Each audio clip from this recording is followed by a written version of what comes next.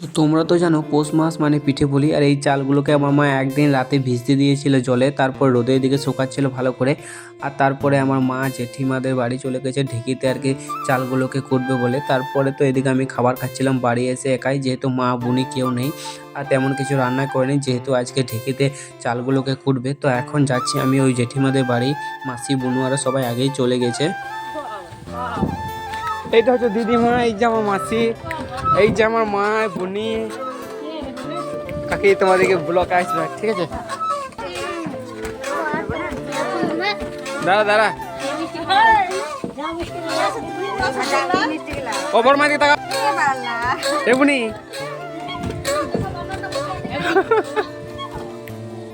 তারপরে মা বললো একটু ঢেকিতে পাহাড় দিয়ে দে। তো এরকম করে আমরা কিন্তু চালগালা কুটে গুড়ি বের করি। তো এদিকে দেখছো আমি ঢেকিতে পাহাড় দিচ্ছিলাম আর মা, বড় মা, মাসি আর সবাই মিলে একটু হেল্প করছিল। আর দেখছো কত সুন্দর লাগছে এইগুলো।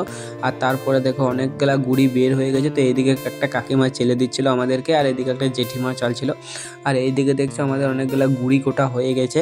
আর জেঠিমাদের ঘরে কুকুরগুলো দেখছো কেমন বসে রয়েছে। তো আজকে ছিল এটুকু ভিডিও, চলো ভাই টাটা বন্ধুরা।